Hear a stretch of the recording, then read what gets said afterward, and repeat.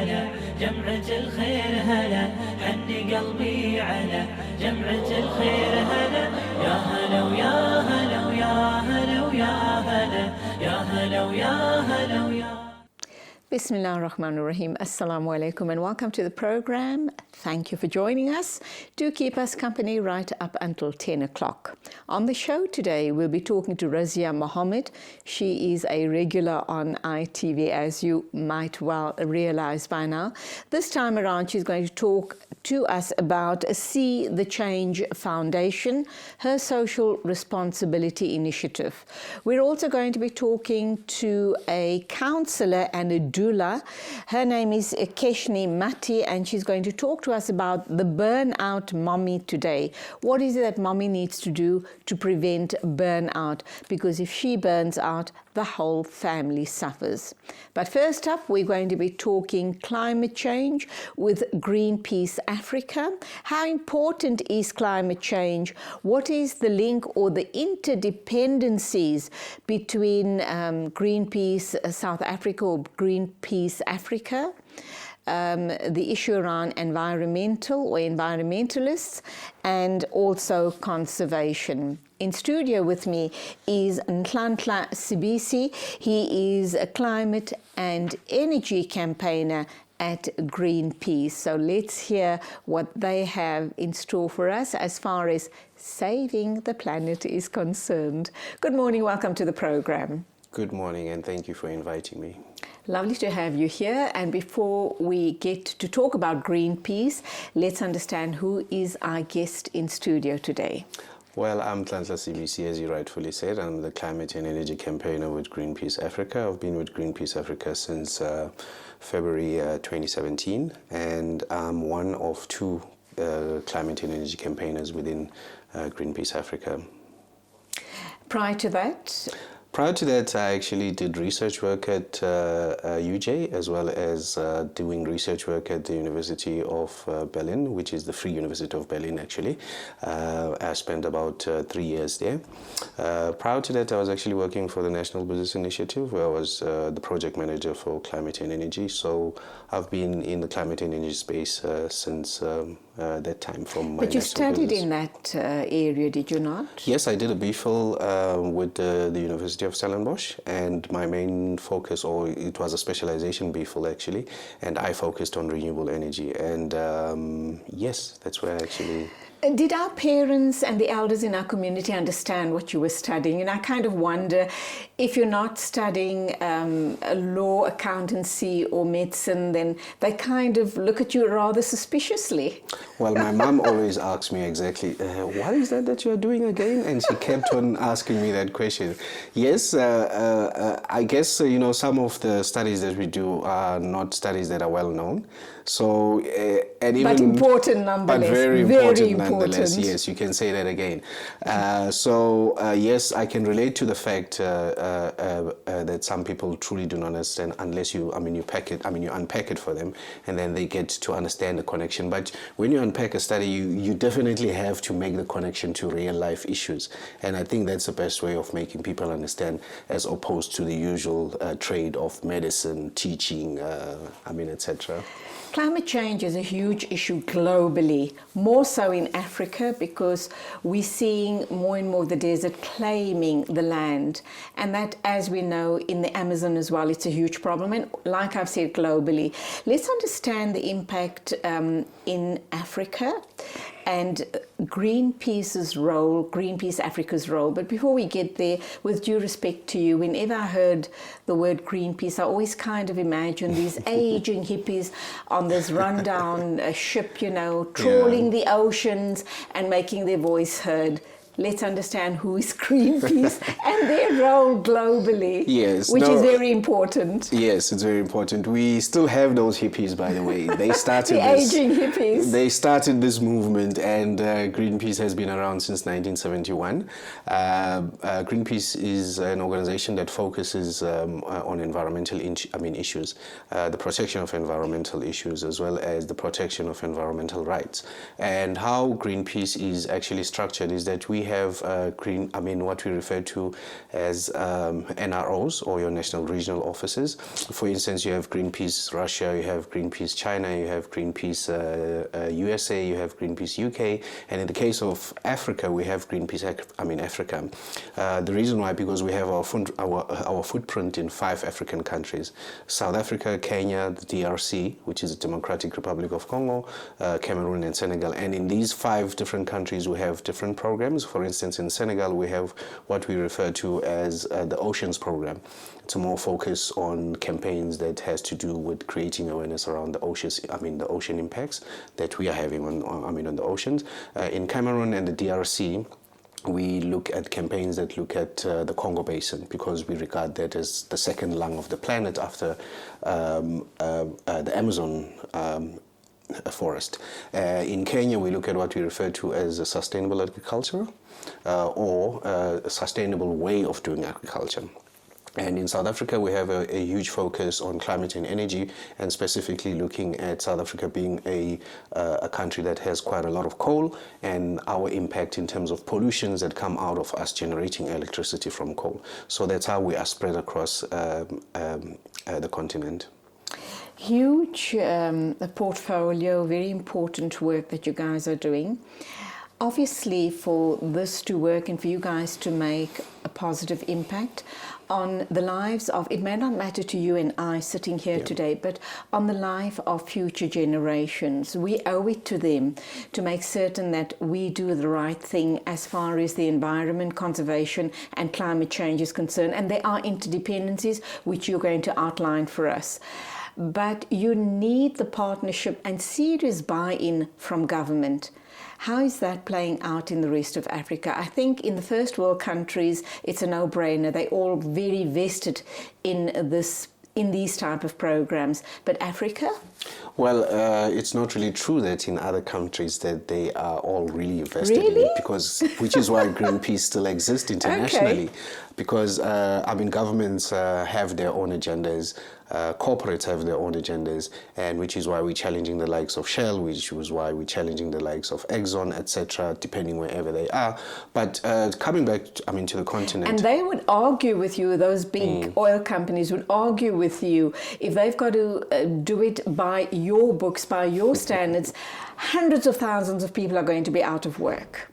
And hundreds of thousands of people are going to die at the same time, not to mention the environment itself. So basically, the way that we look at it is the fact that we have a moral, responsibility that we are the polluters to start with. It's not it's not the animals that are polluting.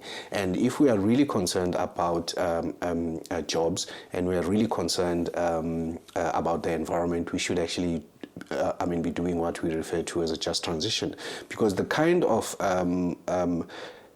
energy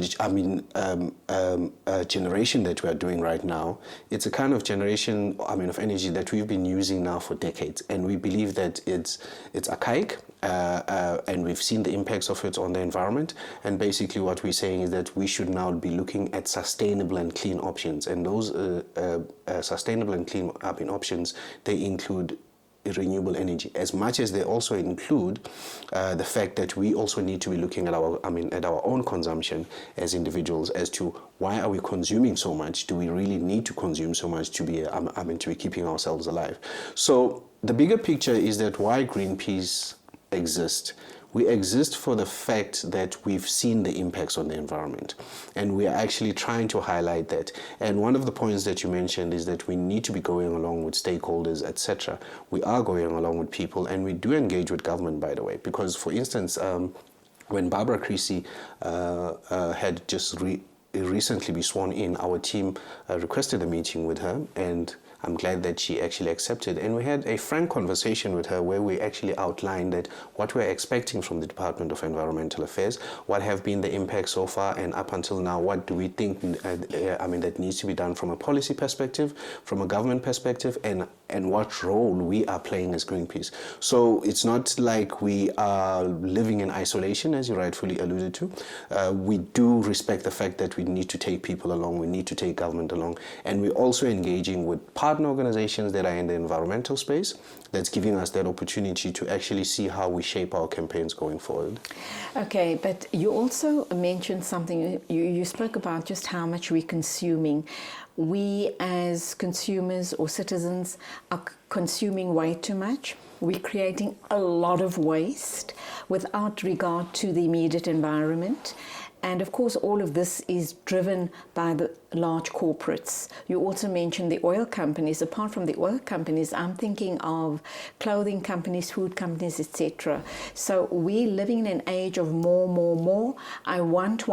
We don't look at needs, we look at wants. Yeah. And we kind of think we've arrived. The more we have, the more we want, the more we get. What we're not realizing is the more waste we're creating and the damage and the harm we're doing to the environment and to global warming. But you're going to respond to that after the ad break. Okay. My guest is from Greenpeace Africa. We're talking about climate change, and obviously that ties in directly with the environment and conservation as well. But we're going to unpack all of that right after the ad break.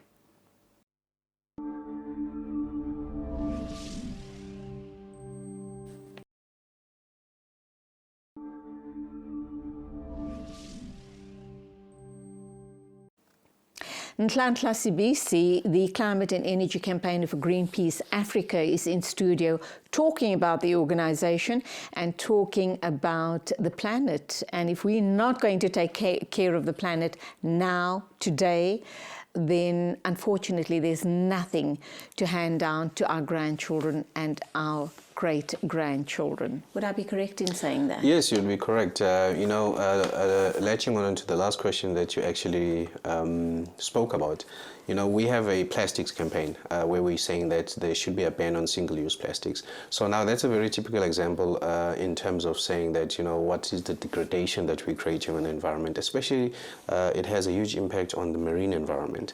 And yes, it does speak to our habit of consuming, and which is why of over-consuming, and which is why we actually have this campaign where we're saying that people need to look at how best that they can try and create the shift. But also we're putting more pressure on governments as well as corporates, because we want corporates to come up with environmentally friendly options.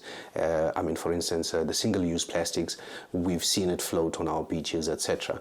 And we've seen it being ingested by your whales, your dolphins, etc. But also we are encouraging government, actually putting pressure on government to say that they should ban single-use plastics, because there are countries like Rwanda on the continent, Morocco, have taken that direction to say that they are banning single-use plastics because they understand the impact. And you commend them for it. And we commend them for that, because that's exactly what we want. We're living on the same planet, after all, so we need to accept that. So, yes, and we're also encouraging, as well as, encouraging people that they have at their point of, at the till point, where you can say to the cashier that, listen, why don't you give me something that's environmentally friendly instead of saying plastic, right. Every time you Absolutely. go and buy it. Let's look at the interdependencies.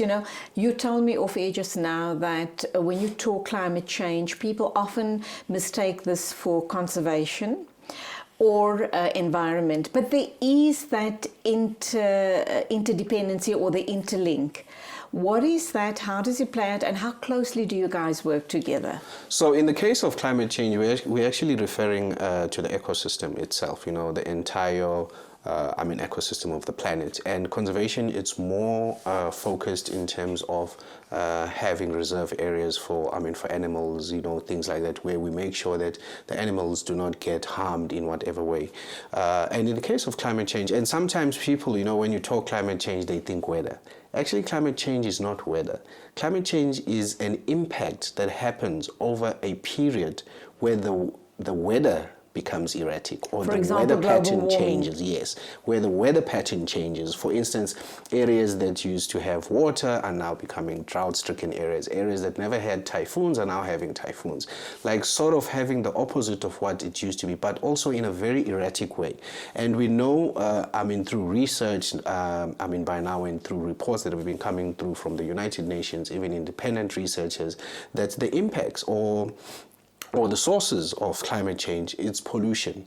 And in the case of South Africa, we know that we are a country which is has a strong profile on coal, and we are one of the polluting countries because we are the highest polluter on the continent. And hence, as Greenpeace Africa, this is where we try to come in to say that these are human-made impacts on the environment that we ought to be changing our policies on, our behavior on, as well as finding solutions that will lead us to a sustainable and clean environment. So what is Greenpeace Africa engaging in terms with mining companies and government for that matter as far as renewable energy is concerned? Close down all the coal mines, for example. Yeah. What is the alternative then in terms of renewable energy? I just need to correct one perception. Sometimes other stakeholders, they assume that Greenpeace are the organizations that want power stations to be shut down tonight, and then tomorrow we wake up with renewable energy. The fact of the matter is that we understand that we come from a situation where we've developed all of these technologies up to a point where we now know through research experiences that we need to get rid of them. So basically, if you look at the fact that we are very coal intensive, for us to move to renewable, we are in the space where we are debating about what we refer to as a just transition with government, with unions, etc., because unions have to look after workers, government have to look after the country, and we are saying that we need to find a way in where we legislate and make it a point that we take people along, whether they need reskilling, whether they need different ways of doing things, so that they don't get left behind. So that's where the debate is, and that's where we as Greenpeace are also in those different spaces, but also in spaces where we find alternatives, because we are also an organization as Greenpeace Africa. We're also an organization that's evidence-based as much as solution-orientated. Wow. We don't just say that something must stop now and we don't have a solution to it. The solutions are there and we are putting them on the table. You will offer the alternatives. We do offer the alternatives, but we need to also accept the fact that whatever alternative that's been offered, it needs to be shaped at a national level. So it means that all the stakeholders they need to be there. So to answer your question on how we're getting involved is through creating awareness through the communities, so that people also are taken along. It's to engage with government, it's to engage with unions, it's to engage with other stakeholders, like-minded organizations and organizations that are not like-minded as us, so that everybody moves in the direction where we leave the dirty technologies behind and we go forward and embrace clean technologies. I have no doubt in my mind that lots of research has been done as far as renewable energy is concerned, and you come from that background. What would you say is a safe alternative in terms of renewable energy to coal mining and the use of coal? Okay, so renewable, as with the different technologies that it has been proven to be very safe as compared to having nuclear, having coal, because from nuclear, the aftermath of whatever disaster that happens, like in Fukushima, Japan, we've seen they're still living with it. In Chernobyl, which an excellent documentary is running at the moment. Yes, and you can see those examples. When it comes to coal, we know that it affects our air quality, and as a result, we are breathing a lot of fumes. The pollutants that are coming, respiratory diseases, premature births, as well as premature deaths that are happening. And with the technologies that we have on renewable energy, they at least take away that out of the equation. For example, we're talking about solar, we're talking about wind, we're talking about photovoltaics. What is that? Photovoltaics. First time I hear it. It's another option of solar, but it's a technology which is different from the ordinary solar panels that we are seeing. So there are options that are out there amongst those that I've just mentioned now, that actually we can transit and move away from the current technology of coal that we have right now, or even nuclear for that sake. But of course we're talking long term, possibly a 5-year plan or a 10-year plan. It would differ, and I need to be honest, because with country and country differs. It obviously also differs with the technology, but it also differs based on, also on the political will. If you don't have the right political will, it could take longer. But there are countries that are currently going through that transition. With other countries, it's going very smoothly. With other countries, they're learning from it and they're having challenges. But with us, we need to start moving in that direction, and unfortunately, we don't think that we've even been far ahead as yet to claim that we are moving in that direction. But we will continue to be in that space as Greenpeace and have the debate with the different stakeholders, whether it's government, unions, or other like-minded organizations, to say that we need to move in that direction. You talk about political will, but obviously it's also going to mean big money being involved in the transition, and it would mean that large companies, huge corporates, your oil companies, etc., all would have to be vested in this arena as well. So a big push ahead for that. Yes, the political will is definitely what gives certainty to business. When business have the certainty that they know that government is committed to doing something, they have the right laws in place, they have the right legislation or policies, and it's being respected. Business is actually willing to invest. In an environment of uncertainty, recently we had what we refer to as the renewable independent power producers. There was some certainty at a given point in time, and we saw a huge investment happening in renewable energy. And then all of a sudden it stopped because it was stopped by the previous government. And now business is waiting in the sideline to actually continue with that. That's just an example, but also as to what form it should take, we are not as Greenpeace dictating whether it should be business intensive or whether it should be socially owned, etc. But we're saying that we should move in that direction. Hence, we're encouraging that debate should happen, whether it's between business, unions, government, and communities in which those projects will be implemented, because we can't leave the communities behind. Are you hopeful? And let's look at civil society's role in all of this. We are very hopeful because we do see positives as we go on, and yes, we also acknowledge the fact that there's still more that needs to be done. We're hopeful because we take in communities along, we work with communities, and we show or we create the awareness that's necessary. We have other partner organizations that do challenge government, like the recent case now, which was taken by Groundwork as well as the Center for Environmental Rights, supported by the Center for Environmental Rights in Mpumalanga, where they're actually holding government accountable to the air quality that's happening in Mpumalanga, because that's where most of our coal-fired power stations are. So we have the legal mechanisms, we have the space to actually be voicing ourselves, and this is one of the spaces, by the way, and thank you. So we are saying that we are hopeful. Well, we here at ITV are very socially responsible, and we like to give airspace to people like you to get a very important message across. In terms of the current programs campaigns that you're rolling out, what would they be? Well, firstly, maybe I just need to and I to think emphasize... we're almost reaching the end of the interview, so what would they be very quickly? Okay, we having a campaign on air quality. We're also looking at air quality. We have a campaign on plastics. And in general, we are holding government accountable for every legislation that comes out or does not come out that has to do with ensuring that we move towards a clean and sustainable environment. Well, good on you. Keep that flag flying very, very high for Greenpeace Africa. It's very heartening to know that people like yourself and your organization is out there looking out for future generations. Thank you for being in studio with us, and God bless. Thank you very much for inviting Greenpeace. That was Greenpeace Africa talking climate change. Still to come on the show, we'll be talking about Burnout Mommy and See the Change Foundation.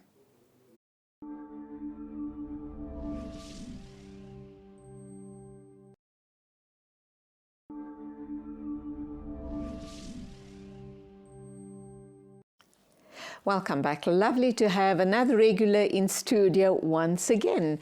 Our lovely dear friend and sister Razia Mohammed. She is here to talk to us about See the Change Foundation.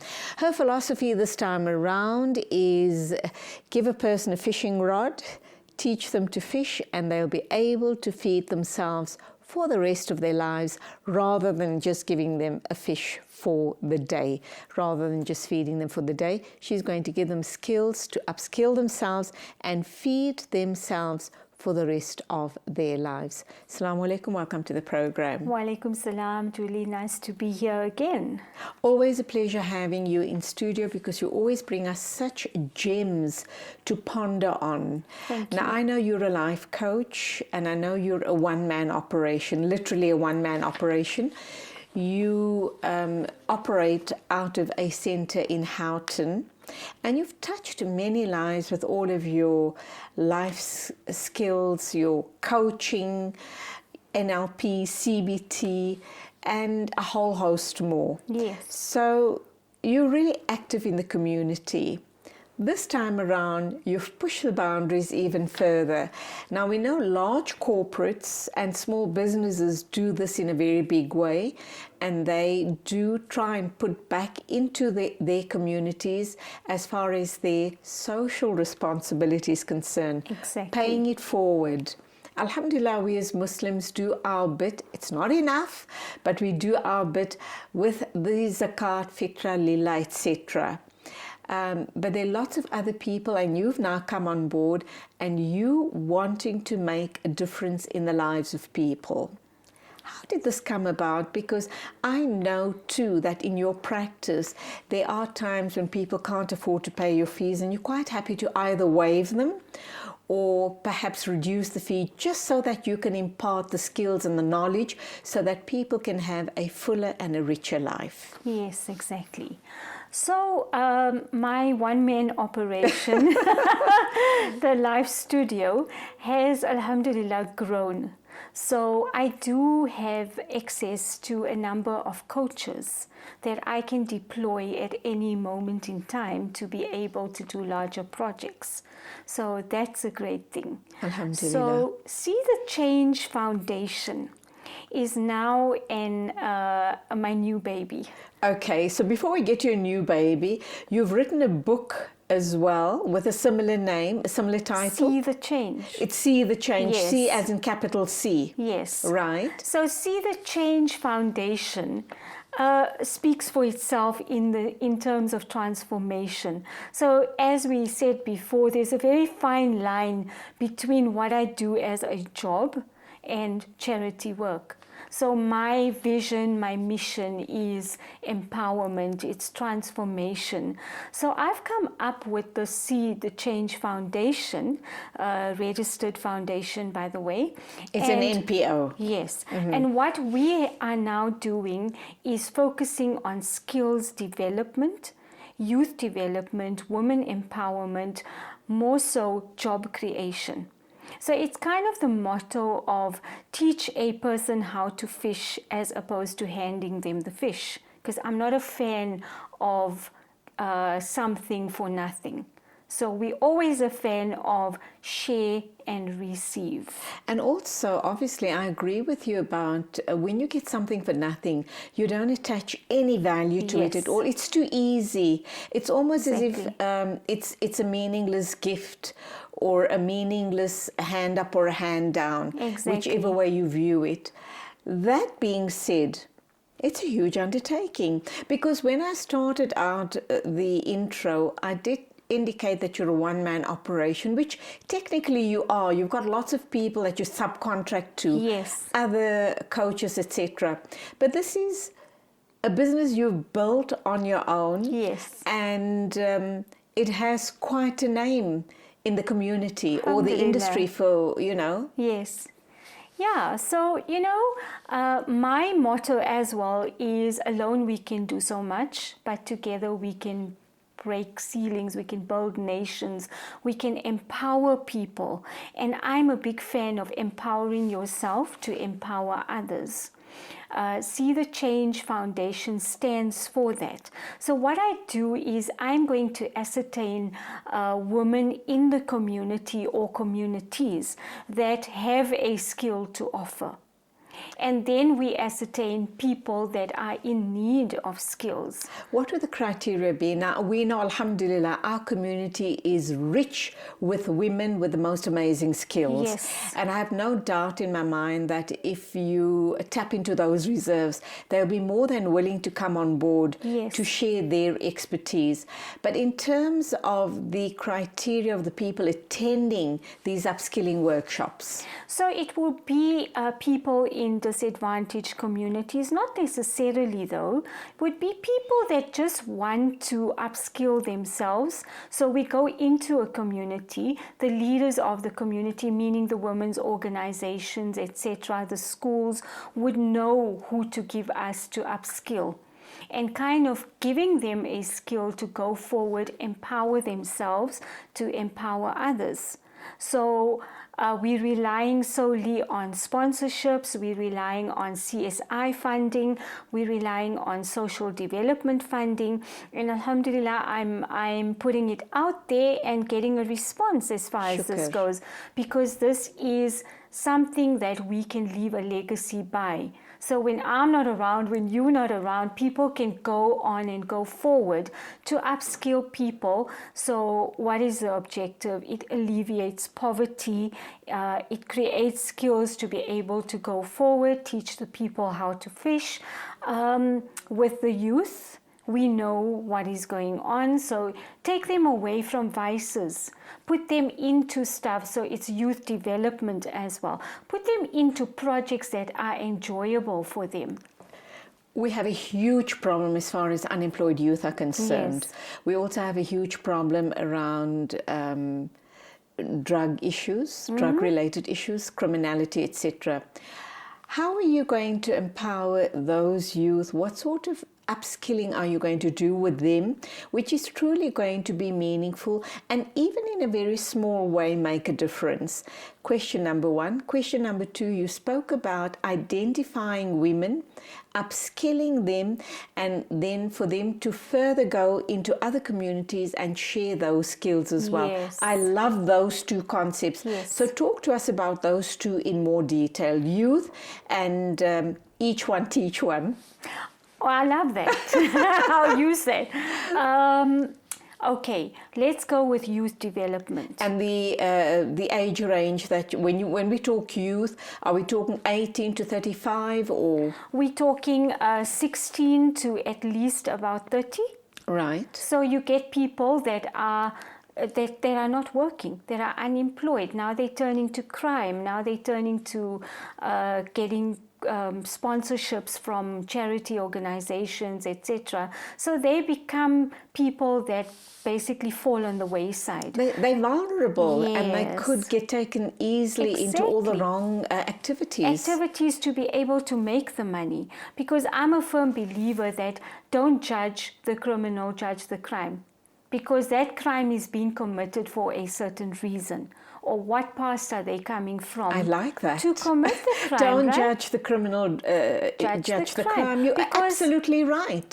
there are no bad people. Mm-hmm. There are people that do bad things. Right, Right? right. So it would be me creating programs, like for example, we can involve sporting activities, and we involve corporates, and we involve social responsibility, government projects, to be able to maybe take youth that are very proficient in, for example, soccer.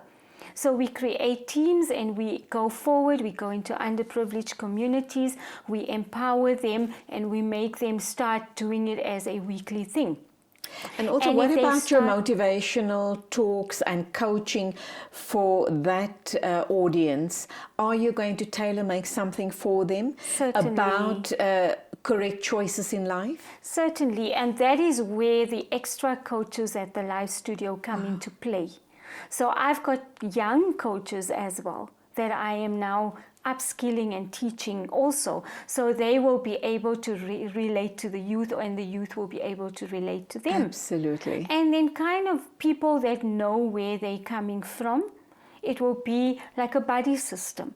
So buddy system plus pay it forward system is a winner. Absolutely. And also with the youth, if a youngster engages with another youngster or a group of youngsters, they speak the same language. Exactly. They understand each other. Yes. They know how to get through to the youngster as opposed to you or I. Yes. Because they look at us as these mother figures nagging and giving them... Telling them what to do. Absolutely. They're hearing it all the time, so they tune out. Yeah, that's it. So let a coach of similar age talk to them and they speak the same language. Absolutely. So that is how we create projects. And then we'll use fundraising activities. All right, hold that thought. I love the idea about your CSI hooking into large corporate CSIs and making a huge difference. But more about that right after the ad break.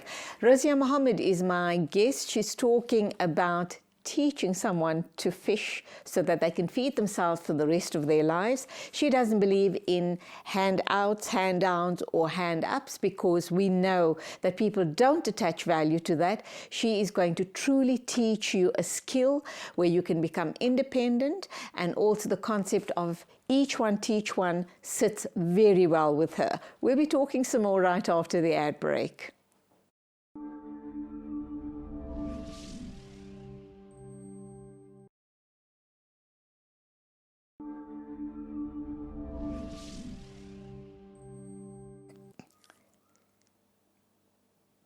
Razia Mohammed, life coach and mentor, motivational speaker, and lots more to her credit, from the See the Change Foundation, is here to talk to us about her social responsibility initiative.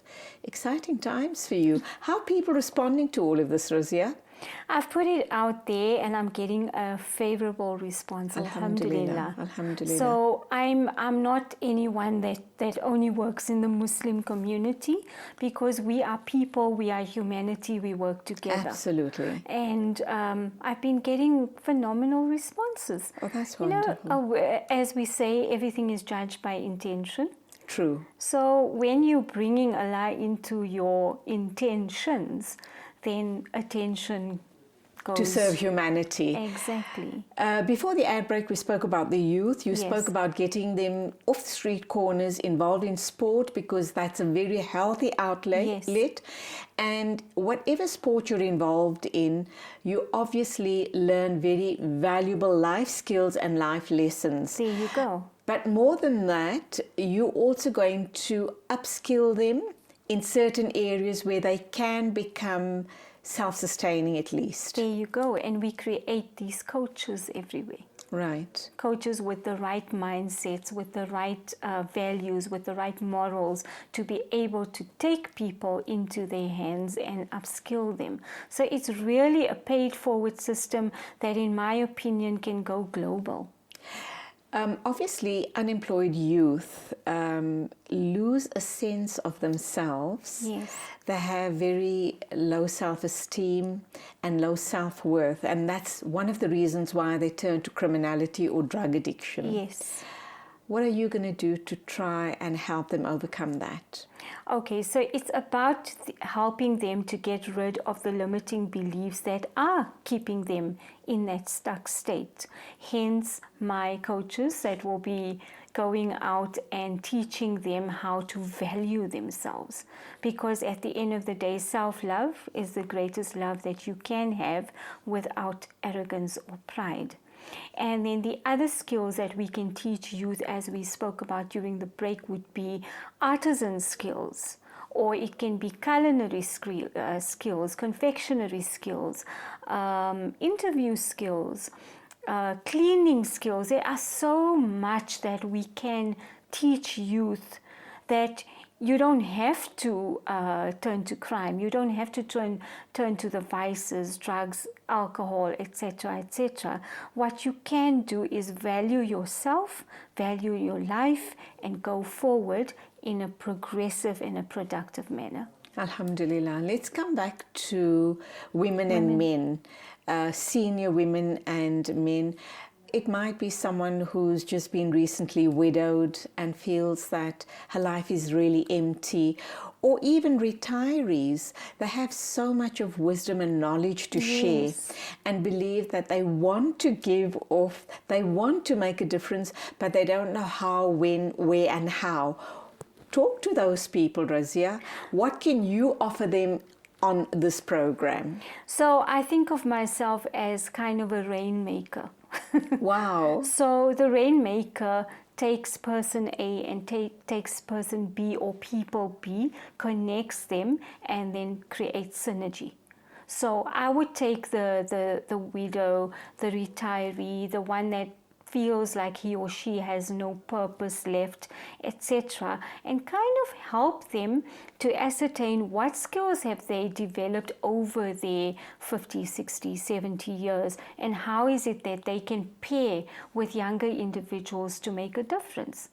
Because they have and the share wisdom. that knowledge, share that with them. Exactly. So it's all about networking, it's all about creating synergy between people, it's all about coaching them, and it's all about teaching them how to fish as opposed to handing them the fish.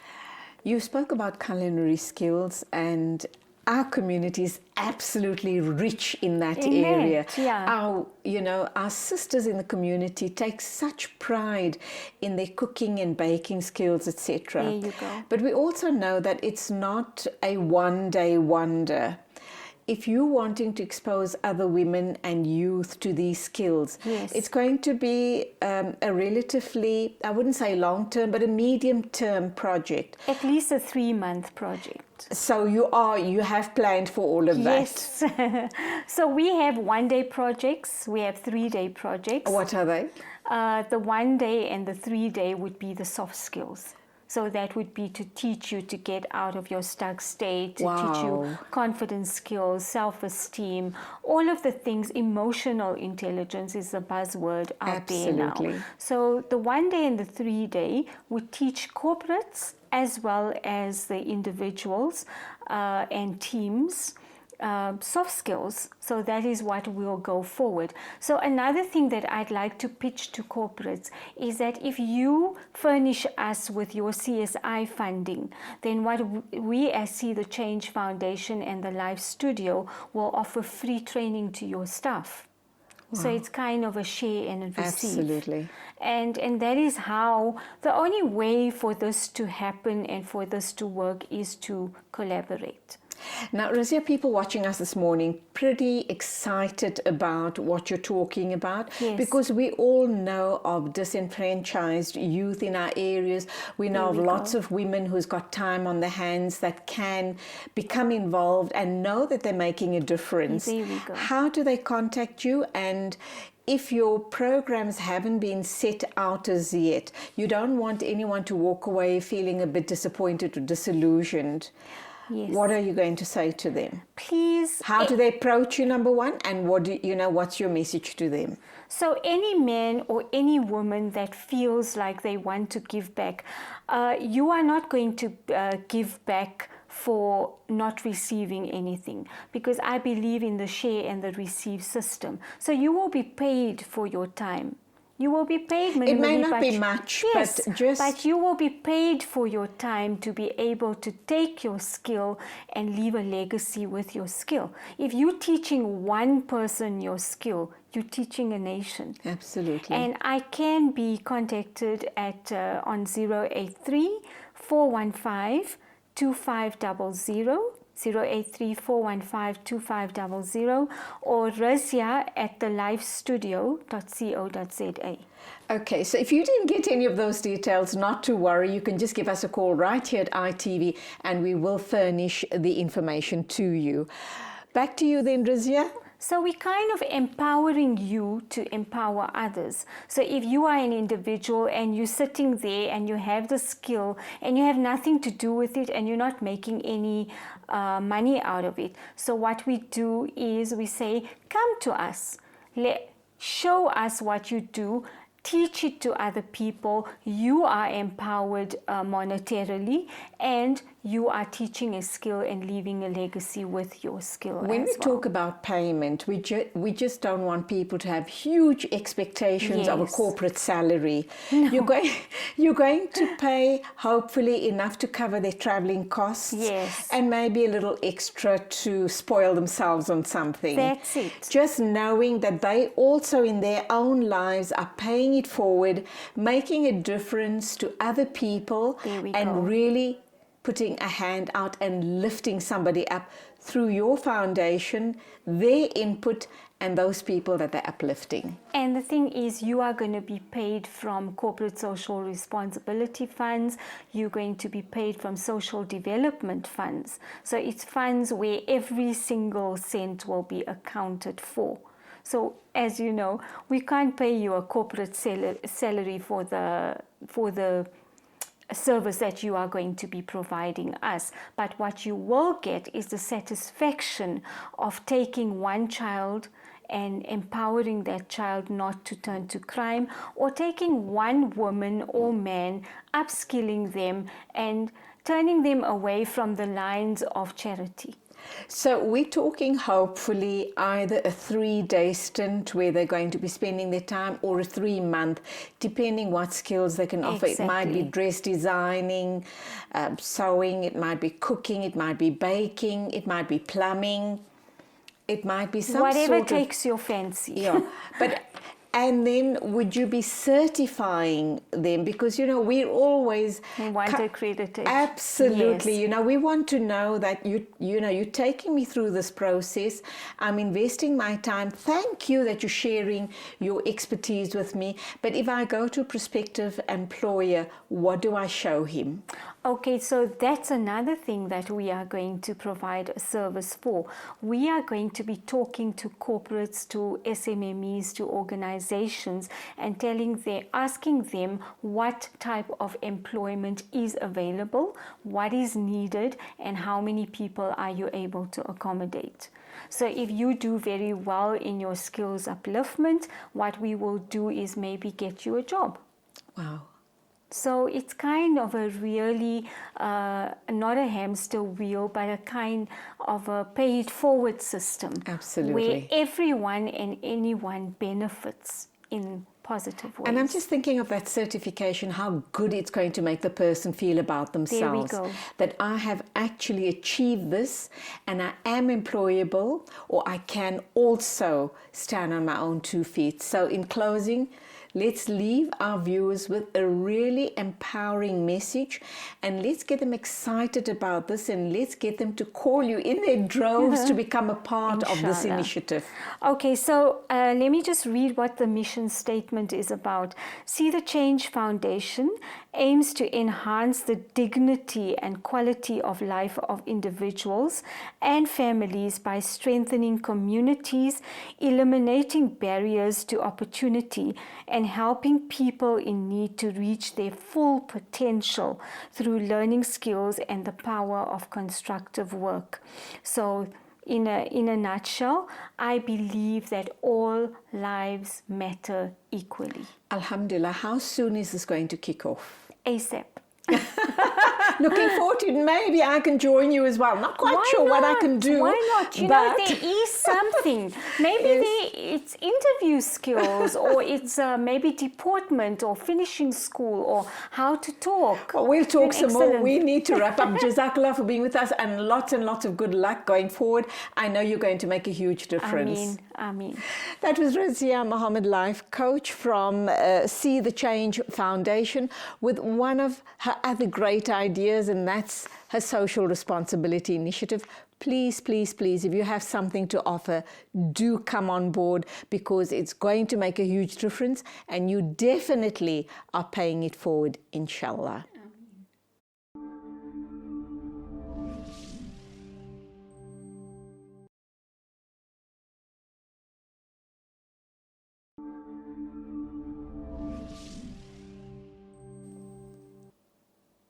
Welcome back. Our final interview for the morning, and a very interesting one. We'll be talking with Keshni Mathi. She is a doula and also a certified counselor. She does the most interesting work, heartbreaking work, I might add, but really someone that is crucial in our communities. So we're going to talk a little bit about a doula, and then we're going to go on to mommy burnout. Morning, welcome to the program, Keshni. Thank you so much for having me. Lovely to have you here, and I can't, people like you have my admiration for life, because you do the type of work that regular people can't take on because it is so emotionally draining. And we'll get to that in a minute or two. But first up, you're a doula. Yes. Doulas are becoming very, very trendy in this day and age. Where does one go to study to become a doula, and how long does it take? So there are many different institutions in South Africa that have now started to, do the doula training. However, when I was looking for one, I was looking for a fact-based institution, and so I contacted Wombs. They are all over South Africa, and they are very much integrated the midwifery as well as the doula aspect. So it gives you a good theory and a very strong practical. So I would definitely recommend Wombs. It's a 6-month program, and it has a lot of theory involved and then a practical and an assessment afterwards. So you do come out with competency as well as a lot of experience in the public sector, which is what we want to do. And also you have a social imprint of helping people. Absolutely. In this day and age, and I'm sure you're quite aware of it as well, I mean, I cringe when I hear about every second young girl giving birth these days seem to go for a C-section. Yes. And I wonder about the choice that they make, whether they've made the choice naturally on their, an informed choice, or whether they were talked into it by their gynecologist for whatever reason. Look, it's a very good question, and it's a fantastic observation, because the rate of cesareans are extremely high these days. And sometimes it's convenience, sometimes it's social media, and sometimes, like you say, it's lack of education. I think what everyone needs to know is that the human body and a woman was created to deliver a baby, and that we've been doing this for centuries with or without help. So emotionally, we're strong enough. We've had our moms around us, we've had our friends around us, and we have delivered. I think what's there is fear. So fear that we can't do it, fear of the pain. And, I've seen hundreds of births, and I can attest to the fact that you can do it. I think unless, of course, there is some sort of emergency. There is a place for C-section, 100%. But not every second girl should be delivering via C-section. Yes. So educate yourself on what are the indicators. Take your lead from your medical team. Choose a medical team that is pro-natural, and trust me, they will tell you when it is time for you to have a cesarean. I myself have had an emergency cesarean, so I know that there is a place for it. However, majority of women, with the right education and support, will deliver naturally. How many babies have you delivered? Well, I've been, the moms have delivered all of those babies. Oh, well, I mean, assisted in the delivery. Yes. So I've done approximately 35 to date, and I've only been doing this now for a year. Okay. So, that has been substantial. However, I've been party and witness, and I've given support to over 100 women with the process. So with the digital age, you don't have to physically be there now to enable someone to be able to have emotional strength during a birth. You work for the state, am I right? So I'm currently a volunteer. I do a lot of volunteer work, and I believe in ground roots level. I think doulas, of course I am in private practice as well, but the majority of my hours are in state hospitals, Hillbrow MOU being one of them, Far East Rand, and now our major coordinator Helene has gone ahead and also opened Discovery. And these are amazing facilities that promote women wellness as well as natural birth procedures, and they will refer out should the mom be in crisis. Absolutely. Okay, so that's all about the doula. Yes. And if you have a love for helping people and are not squeamish and can stand by and assist with the birthing of a child, and don't quite know what to do with your life, perhaps you want to go into doula training. Definitely. Definitely. Over and above of that, you're also a certified counselor. Yes. How do you marry your two careers?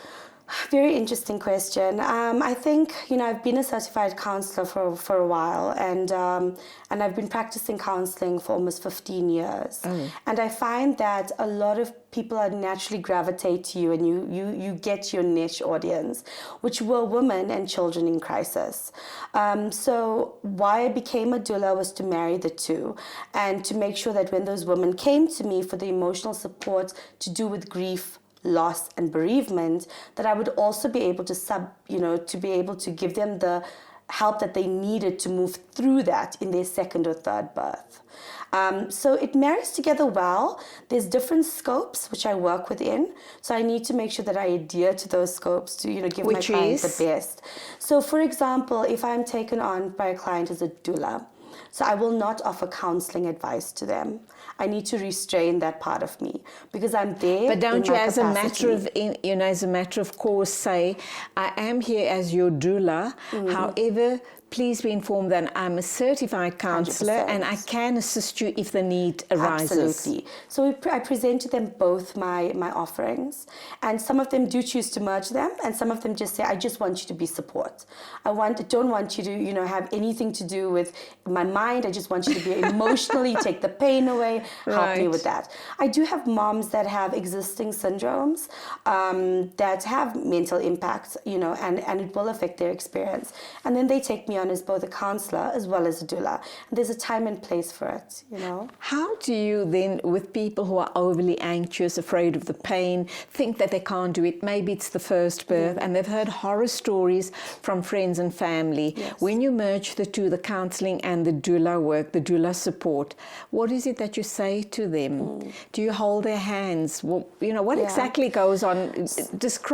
Give us a graphic description of that. Okay, great question. So the first step would be, to find out where does the fear emanate from. And that's very much a case of exploring your past. While she's going through all these pains of... No, so this would come before, because we have to create a birth plan for you. When you're in the pain sector and you're going through your stages of labor, and there's 4 stages of labor, at that point we already know how you're going to progress through 1, 2, 3, 4, because you've defined that for me. However, we use affirmations. So we simply say to you, you can do this, you have done this. Women have done it before you. We use a lot of visualization. So picture yourself in your happy place, We do a lot of counter pain. So I use a ball, I use Reboza, and I use counter pressure via massage to help with the pain. We know if you want to go into water or not. We know if you want us to hold your hand or not. When a woman is in those final stages of labor, sometimes she doesn't want to be held. So we take those unconscious cues as well. So it's really about the individual woman and reading her at that point and seeing what she wants. That is the beauty of being a doula. The added benefit of me being a counselor is that I'm there if you fall apart to be able to guide you accordingly. But people don't know is the answer is always within you. I just help as a facilitator for that, for you to find your own answer. We're going to talk mommy burnout after the ad break, but right now, just for people who are not aware and for our male audience who are not affay with the birthing process, what are the 4 stages of labor as you've alluded to just now? So you get your first stage labor, which is what you typically see in the movies, So it's your early labor, it's your active labor, and then it's your transition stage, which is where you physically give birth to your baby.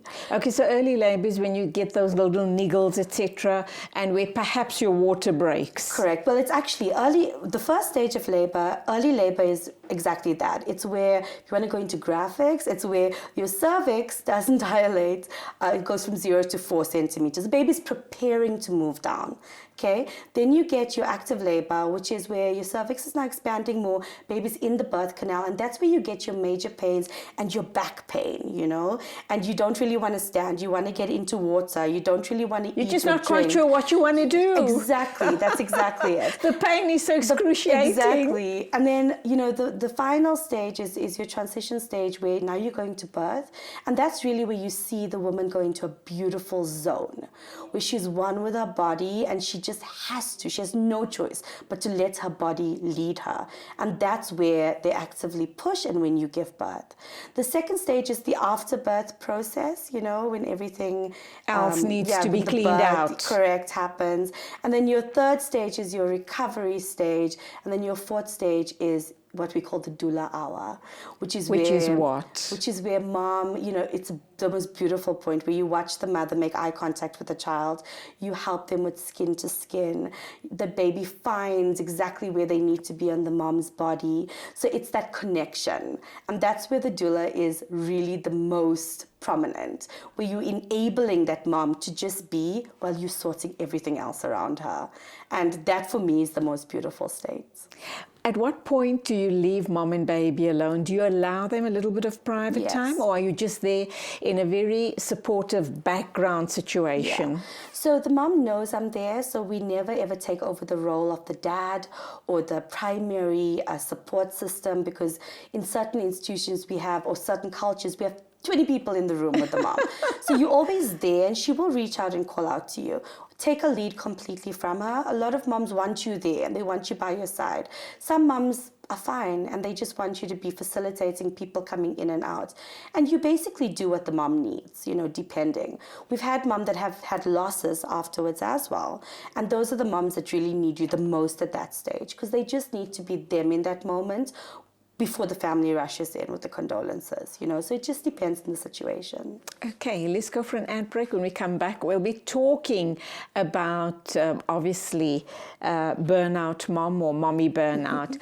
I'm talking to Keshni Mathi. She is a registered counsellor and she's also a doula. She's given us a very graphic description of what the doula's role is when a birth is happening and the support services they offer. But right after the break, we'll be talking mommy burnout. What exactly is it? What do we need to be doing in a time like this? When, how does a counsellor assist in getting you well again?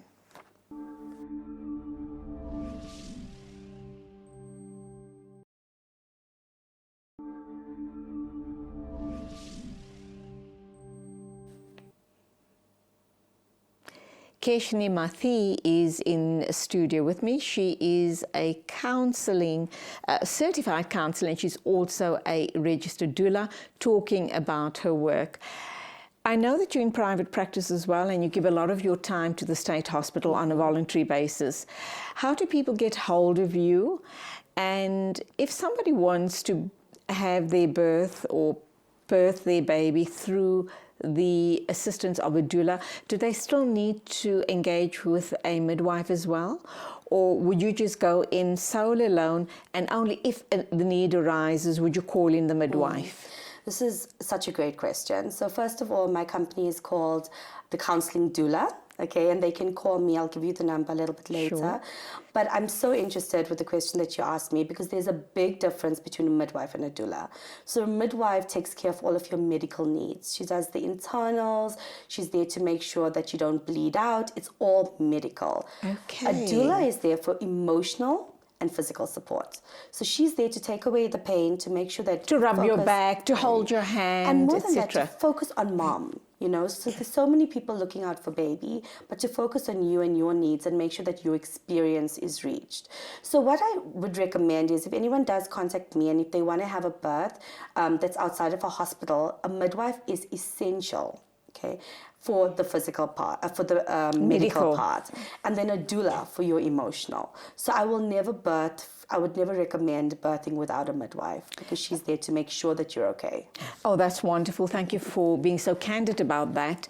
Now let's look at burnout mommy or mommy burnout. Yes. What is this all about? Is the suggestion here that the majority of women that give birth suffer from postnatal blues and need some supportive role, need some form of support?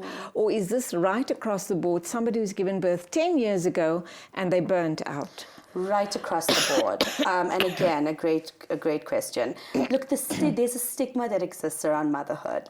And the stigma is just forever and ever, that moms can handle everything. And for a new mom, yes, you will have the normal anxiety, you might have the baby blues, address it. You'll have the postpartum depression, again, you will address that with a counselor or a psychologist. But what happens afterwards when reality hits? 5 years, 3 years, 10 years down the line, the mom starts to take on so many things in terms of being a wife, a sister, a mother, that she actually depletes from her own. And so what I've done is, part of the counseling doula, I've created mom treats, which is basically a retreat system where mom can go away and she can have guilt-free relaxation because she's being educated on relaxation techniques, on conscious parenting, on all of the skills that is required for her to go back with her cup full. Okay, so it's a 2-day retreat that you're talking about to address mommy burnout. Yes. You obviously have a couple of moms there. Yes. And talk us through the process. Yes. How does the day start? What sort of breaks do you have? What sort of exercises, physical, mental, and otherwise, are in place?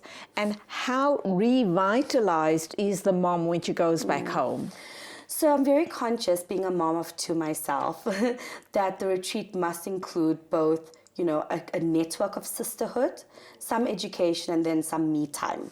Because me time is paramount to mommy burnout. It's absolutely essential that that person, number one, gets to know who they are again, okay, and also has the time to just simply sleep, to be honest with you. So when you arrive, it is an overnight, so it's a 2-day, 1 night. You'll arrive and you'll be greeted to an amazing breakfast. You'll go straight into a networking session with the other women to do what I call debriefing. So you'll chat about your experiences. So you have a group of 5 or 10 women. Correct. And do you share a little bit something personal about yourself? So you'll share about just your general experience, and as a counselor, I'll be able to immediately pick up the sore points for discussion for you as an individual as well as the group. So what's amazing about being able to facilitate this is I can actually recreate and guide the entire experience based on the group that we do have. We are limited. We only have 10 women at a time. It's a women-only retreat. It's in a very safe area, just to make sure that the women feel very comfortable. Thereafter, there is a conferencing session. So once we've discussed everything, we go into a conscious parenting. And it's not just for new parents. It's parenting in general. It's also about appeasing your inner child, because we parent very much fundamentally from how we have been parented ourselves. Rightly or wrongly. Rightly or wrongly, or how we wish we were parented. So you start to appease that, and that, of course. So do you conduct that session as well? Just give us some pointers of what is it that you uncover in conscious parenting.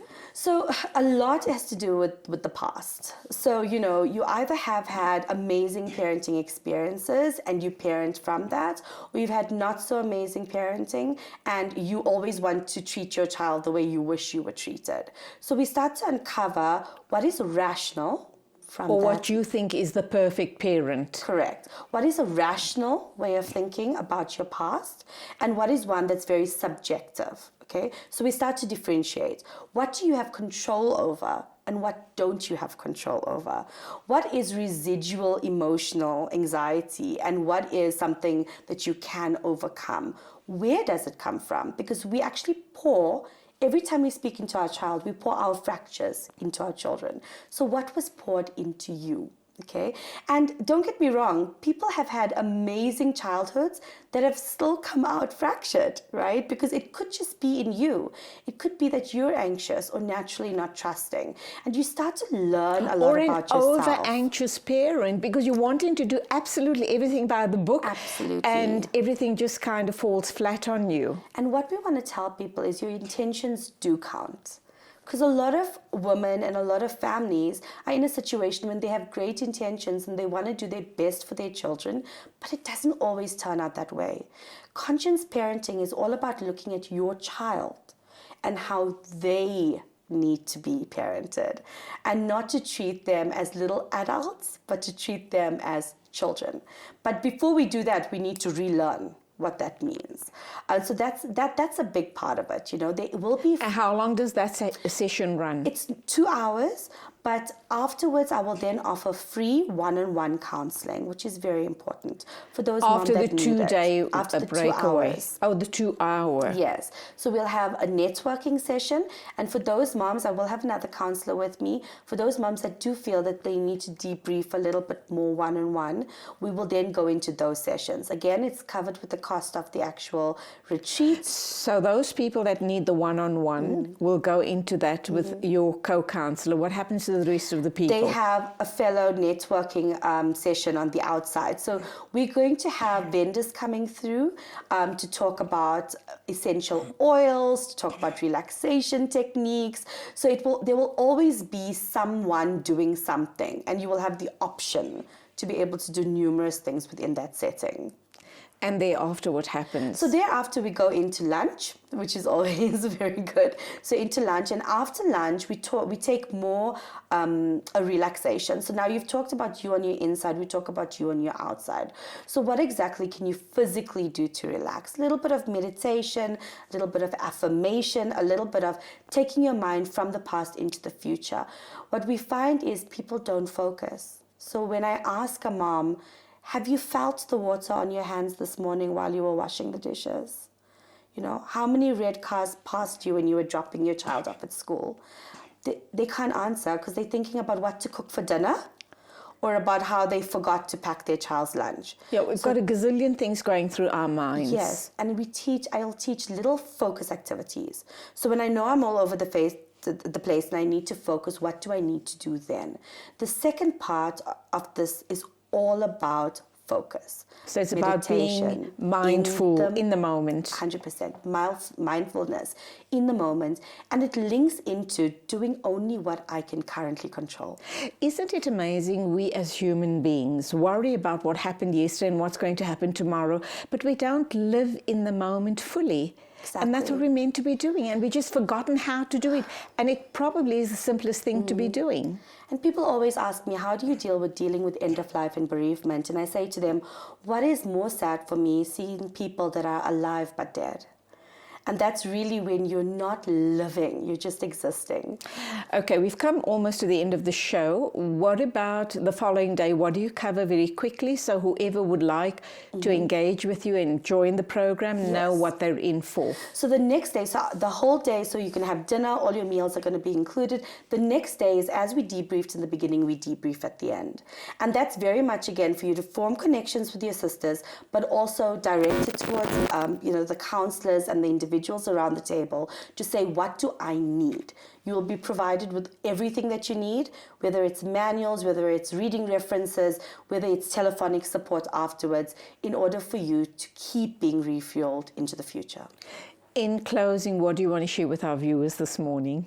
I just want to say that you are more than you think you are now. That is so precious. And just try and see yourself through the eyes of your children, through the eyes of your best friend, through the eyes of someone that adores you, and you will find the answers that you're looking for. Thank you indeed for being with us. Thank that was you. truly, truly deep and beautiful. Hope we can talk to you again sometime soon. Thank you so much for having me. My pleasure. Remember that you are more than you think you actually are. Value yourself, love yourself. By so doing, you will give permission to the people around you to value you and to love you. And on those deep words of wisdom, we wrap up. Thank you indeed for being with us. Take care on the roads as always. Till the next time, it is Khudafiz from me, Julie Alli.